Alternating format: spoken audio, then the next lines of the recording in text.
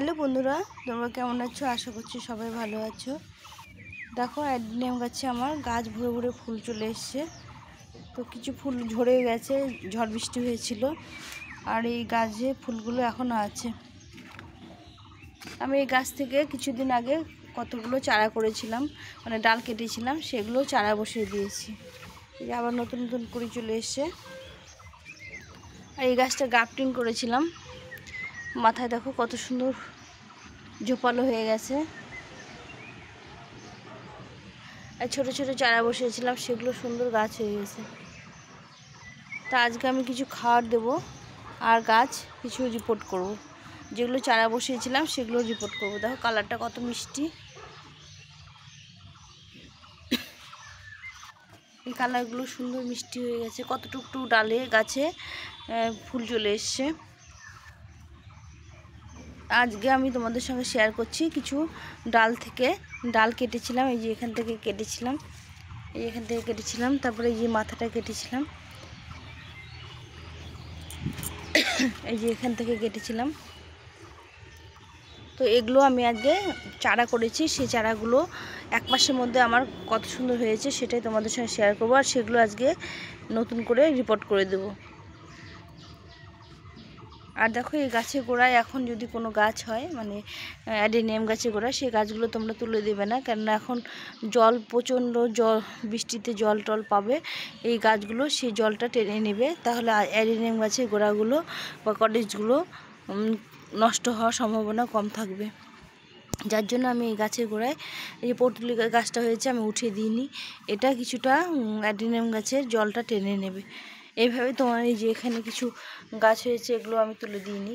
এগুলো কি হবে, গাছের গোড়ায় এখন বৃষ্টির যে জলটা পাবে, আমাদের সেমিসেটে রাখতে হবে না, এখানে রেখে দিলে যে গাছের যে অতিরিক্ত জলটা এই গাছগুলো টেনে নেবে।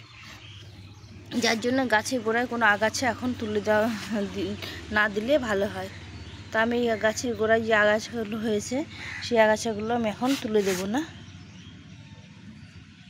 এগুলো রেখে দেব। যখন বর্ষা চলে যাবে তখন আগাছাগুলো পরিষ্কার করে দেব। তো আজকে আমি কয়েকটা চারা বসিয়েছিলাম, সেই চারাগুলো রিপোর্ট করে দেবো। এই যে এখানে বালির মধ্যে বেশ কিছু চারা বসিয়েছি, মানে ডাল বসিয়েছিলাম, গাছের ডাল কেটে গ্রাফটিং করেছিলাম, তখন এই ডালগুলো বসিয়েছিলাম। ডালগুলো দেখো কত সুন্দর সতেজ হয়েছে, ফুলও হয়েছিল, কয়েকটা ফুল হয়েছিল। তো এগুলো আজকে আমি বসিয়ে দেবো, নতুন করে রিপোর্ট করে দেবো। এগুলো শিকড়ও হয়ে গেছে, তোমরা সঙ্গে থাকো। আর লোকে বলে অ্যাডিনিয়াম গাছে খুব একটা জল পছন্দ করে না। আমি গোটা গ্রীষ্মকালে ভরপুর জল দিয়েছি, গাছ ভর্তি ভর্তি জল দিয়েছি। দেখো কত ফুল এসছে, ফুলগুলো ঝরে গেছে, এখন দেখাতে পাচ্ছি না। আমি কিছুদিন বাড়িতে ছিলাম না, তখন ফুলগুলো ফুটেছিল আর ঝরে গেছে। এখনও দেখো গাছে কত ফুল আছে। তো একে একটু খাওয়াটা দিতে হবে, কিছুদিন খাওয়াটা দেওয়া হয়নি। তো আজকে আমি গাছগুলো কিছু রিপোর্ট করে দেবো। তো এখানে আমি দুটো টব নিয়েছি, এই যে এখানে বালি পাথর মেশানো আছে। এখানে একটা গাছ ছিল, সেটা উঠিয়ে দিয়েছি। আর এখানে কিছু নেই, এটা একটা খালি টব, এই টবটার মধ্যে আজকে রিপোর্ট করে দেবো। এখানে আমি নিয়েছি বালি চালা, যে পাথরগুলো হয়, সেই পাথরগুলো বালিসহ এটা নিয়েছি। তো আমি মাটি দিয়ে রিপোর্ট করি, মানে গাছ বসাই না অ্যাডিনিয়াম গাছ। অ্যাডিনিয়াম গাছ সবসময় আমি নুড়ি বালি পাথর বা এগুলো দিয়ে বসাই। এগুলো দিয়ে বসালে কী হয়, গাছগুলো চট করে কর্ডেজ বা গোড়াগুলো চট করে নষ্ট হয় না, সুন্দর থেকে যায়। আর যখনই মাটি দিই, মাটিগুলোতে গাছের কর্ডেজগুলো নোংরা হওয়ার সম্ভাবনা বেশি থাকে, মানে পচে যাওয়ার সম্ভাবনা বেশি থাকে।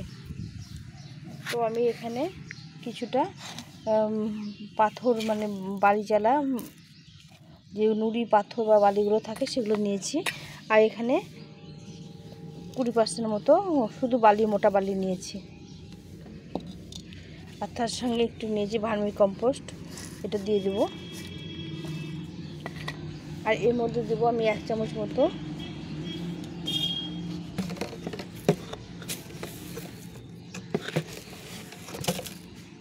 পটাশ,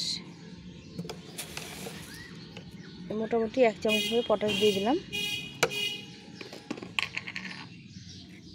আর একটু সাপ ফাঙ্গিসাইড দিয়ে মাটিটাকে মিশিয়ে নেব। এটা হচ্ছে অ্যাডিনিয়াম গাছের খুব ভালো একটা মানে মিডিয়া। তো এটাকে ভালো করে মিশিয়ে নিয়ে আমি এর মধ্যে আর কিছু মাটিও দেবো না, আমি মাটি ছাড়াই বেশি করি। এর মধ্যে তোমরা একটু ছাই দিতে পারো, যে কাঠ পোড়ানো যে ছাইটা হয় সেটা দিলে ভালো হয়। তো আমি এখন সেটা দিতে পারছি না, আমি পরে গাছের গোড়ায় দিয়ে দেবো। তো এইভাবে মিডিয়াটাকে ভালো করে তৈরি করে নিতে হবে। তো আমার এটা বালির ভাগটাই বেশি আছে, আর বাকি ভার্মি কম্পোস্ট আছে। তো এটা দিয়ে বসিয়ে দিলে গাছটা কী হবে, গাছের গোড়ায় জলটা বসবে না, আর গাছটার কটেজটা ভালো হবে।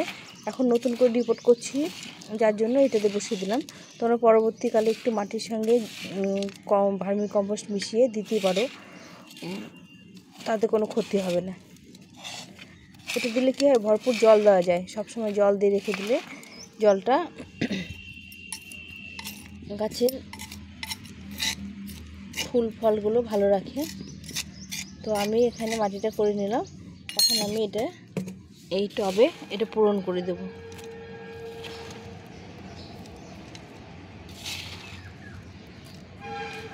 একদম ভরপুর মাটি দেবো না, পরে আস্তে আস্তে কিছু মাটি মিশিয়ে দেব, যার জন্য এই ভরপুর দিলাম না।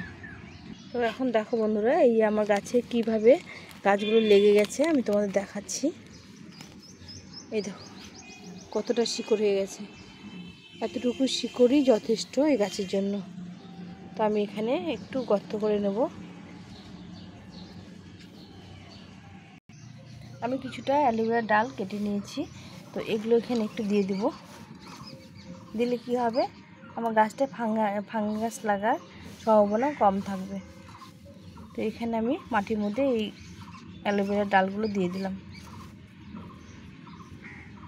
দিয়ে এখন আমি গাছটাকে বসিয়ে দেবো। আমি গাছে কিন্তু গোড়ায় কোনো রকম কিছু দিলাম না, এভাবে বসিয়ে দিলাম। এরকম মাটিতে একটু ফাঙ্গিসাইড দেওয়া আছে, যার জন্য এভাবে বসিয়ে দিলাম।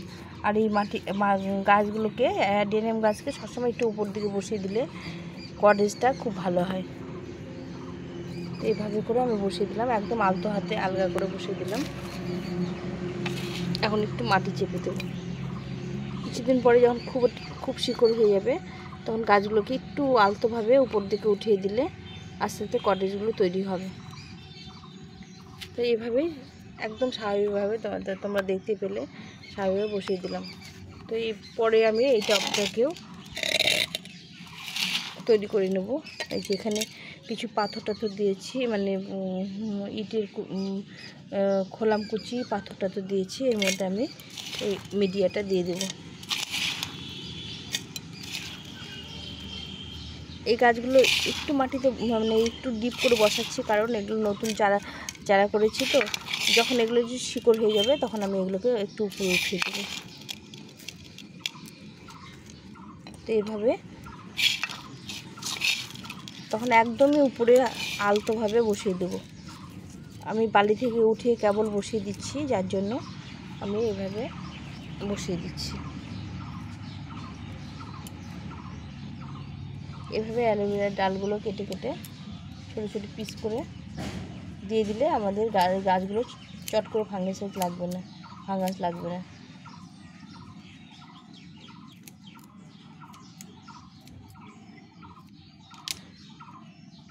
তো এইভাবে করে আমি ডালগুলোকে দিয়ে দিলাম। এগুলোতে জল পেয়ে আস্তে আস্তে রসগুলো বেরিয়ে যাবে, আর গাছগুলো ভালো থাকবে। আর এখানে এই দেখো, এই বড় ডালটা আমি বসিয়ে দেবো আজকে। এই দেখো কতটা শিকড় হয়ে গেছে, দুটো ডাল একসাথে উঠে এসছে। তো এই ডালটা আমি একটা ছোটো জায়গায় বসিয়ে দেবো। এখন দেখো কতটা শিকড় হয়েছে। আমি কয়েকদিন আগে বসিয়েছিলাম ডালগুলো কেটে কতটা শিকড় হয়ে গেছে। তো এখানে আমি এটাও আলতোভাবে বসিয়ে দিলাম। এই দেখো একদম আলতোভাবে বসিয়ে দিলাম, দিয়ে একটু মাটি চাপা দিয়ে দেবো। খুব ডিপভাবে বসিয়ে দিলাম না। এগুলো গাছে খুব তাড়াতাড়ি ফুল চলে আসবে, কেন পটাশ দিয়ে দিয়েছি। আর ভার্মি কম্পোস্ট দিয়ে দিয়েছি। কদিনের মধ্যেই সুন্দরভাবে ফুল চলে আসবে। তো তোমরা এইভাবে অ্যাডেনিয়ামের ডাল থেকে সুন্দর চারা তৈরি করে বসিয়ে দিলে কয়েকদিনের মধ্যেই তোমরা গাছে ফুল পেতে পারো।